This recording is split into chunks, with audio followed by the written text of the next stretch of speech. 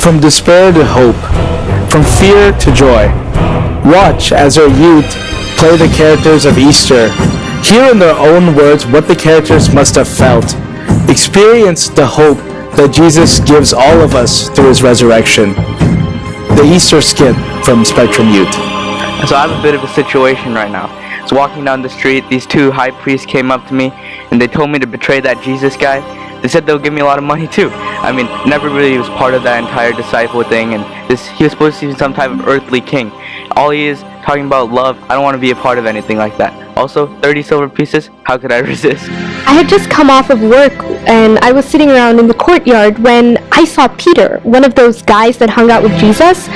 So I went up to him and I said, "Hey, weren't you one of those guys that were with Jesus all the time?" But he said, "I don't know what you mean." But I knew who he was. Later, one of my friends, one of the other girls, was talking to her friends about how Peter had always been with Jesus. This time he swore that he didn't know the man.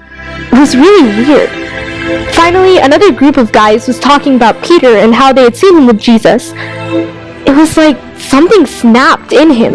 He literally started calling down curses from heaven, swearing that he didn't know Jesus. Right then, the cock crowed and he froze and just ran out. When I was going back home, I saw him outside. He was weeping, crying like a baby. What a wimp.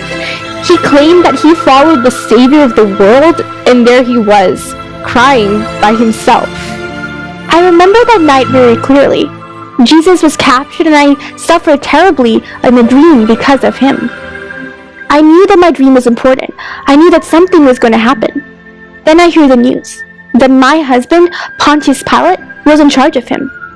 I had to do something, so I sent him a note immediately. It was the middle of the night where I scribbled down the words, "Have nothing to do with our righteous man, for I have suffered much because of him today in a dream." I hoped desperately that he would listen. I hoped that he would see the truth and understand what I was saying. I hoped that he would see who Jesus was and understand his innocence. But he did not. He listened to the voice of the crowd even though he knew deep within that Jesus was no ordinary man, and that innocent man was sent to his death. The day Jesus died on the cross was one filled with sorrow. I helplessly watched them mock and blaspheme him. They were spiteful and arrogant, jeering at him by making a crown of thorns and placing it upon his head.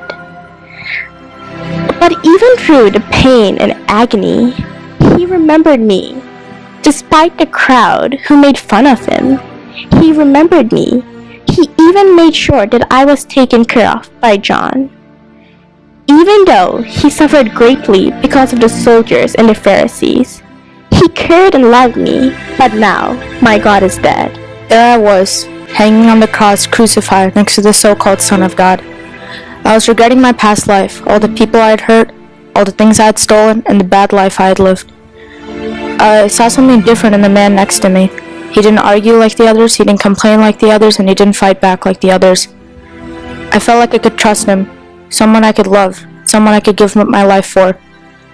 And I saw that he had whispered something to the Father up above, to forgive the people for they did not know what they had been doing.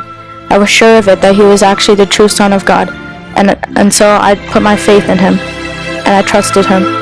And so now, after I passed away, I'm now here in heaven, living a good life. It was a Sunday morning and I walked down to the tomb of Jesus to anoint his body with spices. But as I reached the tomb, I saw the stone of the tomb rolled away, and I couldn't see the body of Jesus. After the disciples who were with me went back to their homes, I stood there by the tomb weeping, and I was very confused. Then I saw two men whose appearance was as lightning and whose clothes were as white as snow. These were the angels of the Lord, but I was still scared because I couldn't see Jesus. But the angels of the Lord assured me and told me, "Don't be afraid." Then I turned around and I saw Jesus, but I didn't realize he was Jesus. I thought he was the gardener, and I told him why I was crying and what my problem was.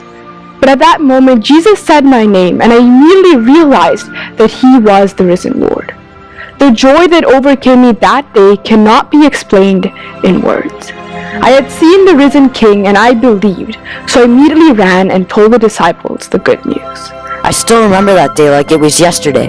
I walked into the room and I saw the disciples sitting around the table, celebrating and feasting like they had won the Super Bowl or something. So I walked up to them in confusion and curiosity and asked them, "Why are you celebrating in a time like this? Don't you remember that Jesus was crucified just last night?"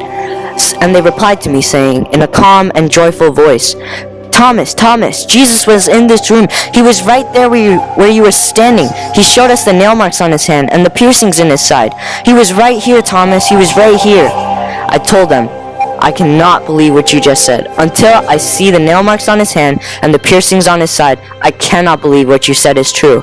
And of course, later on that day, Jesus walked into the room and came straight up to me and said, "Thomas, see the nail marks on my hands. Touch the piercings on my side. Stop doubting and believe in me." I walked towards him in fear and trembling. I fell on my knees and said, "My Lord and my God." He quickly responded, picking me up, and told me, "Thomas, because you have seen, you have believed. But I tell you, blessed are those who have not seen but have believed." One morning, we heard the news as we were in hiding, trying to evade the notice of everyone else, that Jesus' body had been stolen from the tomb. Immediately, John and I rushed to the tomb, and I rushed into the tomb, and sure enough, Jesus' body was gone. Immediately, my mind started racing. Who took him? Why did they take him? But a couple moments later, as I looked at John, I realized what had actually happened. Jesus had risen from the dead. He had done it. And at that moment, my entire life was transformed.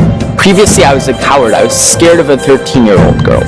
But after that moment, I was ready to take on the world and do whatever it takes for Christ. I was ready to go to the ends of the earth and preach the gospel with him at my side.